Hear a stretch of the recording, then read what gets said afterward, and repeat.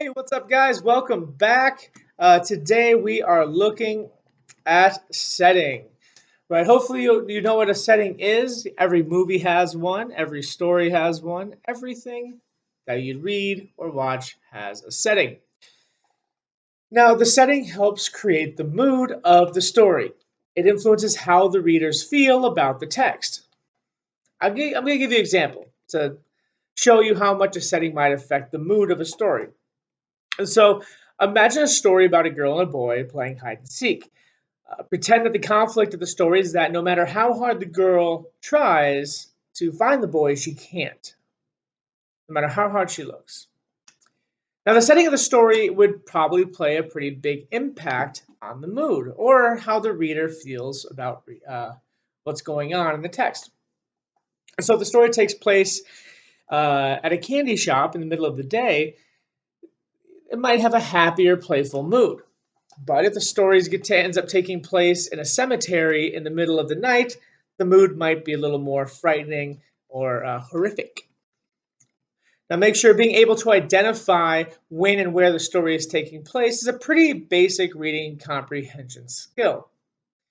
But we're going to practice it today. So, if you would, on your Google Classroom, you have a slide presentation titled Setting. So, go ahead and open that up. And the first slide you see will say setting reading comprehension. That's what we're talking about today. So go ahead to the second slide of that. And it says, what is setting? Now, we talked about it already. It is the time and place where a story happens. Knowing the setting obviously will help you visualize the text. It gives you an idea of what's going on. It allows you to form expectations.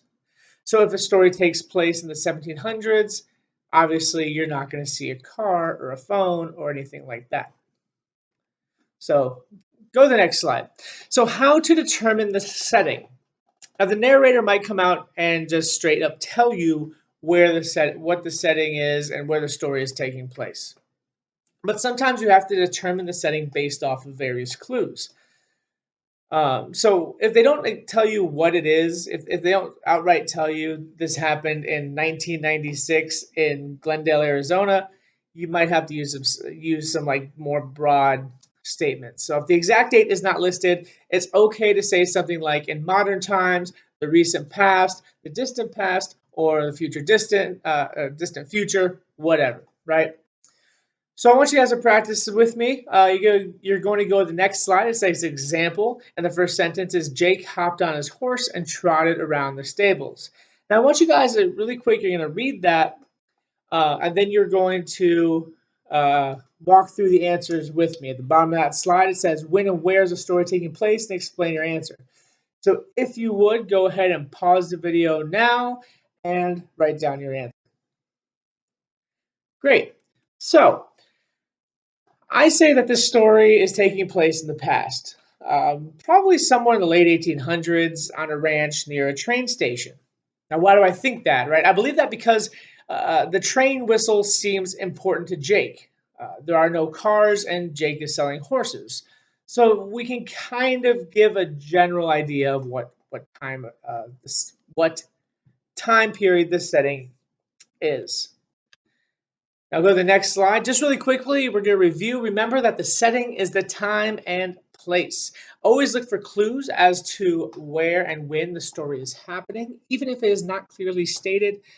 And again, saying things like modern times, recent past, distant past, they will work for an answer if the date is not clearly stated. So we're going to practice this. Hopefully you've stayed long enough to do this video because this is going to be your assessment for the day. So go ahead, you're going to go to slide that has a big number 1 at the top, and it says Dirk adjusted his spacesuit. So what we're going to do is you are going to pause the video, read that passage, and then you are going to answer when and where the story is taking place, and you are going to explain your answer. So the first one we'll do together, just because I'm feeling giving and helpful. So again, go ahead, read that passage, and tell me the setting, and explain how you came to that conclusion. So pause the video now.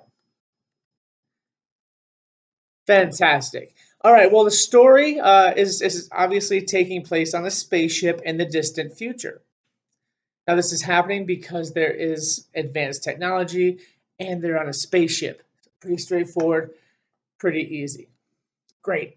All right. So, if you go to the next slide, there's a big number 2 at the top.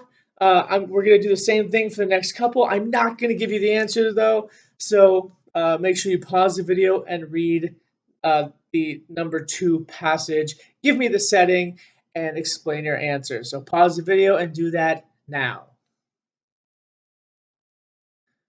Okay, great. Hopefully you got number 2 done. We're going to go ahead and go to number 3. Big number 3 at the top, and it says Chuck kicked the basketball. So go ahead, read that, give me the setting, and explain why you came to that conclusion. Pause the video now. All right. So moving on, we have our 4th short little blurb. So go ahead, read that, give me the setting, and explain your answer. All right, now number 5, starting out with the sentence, Max sat in the living room. Read through it, give me the setting, give me your explanation, pause the video, and do that now.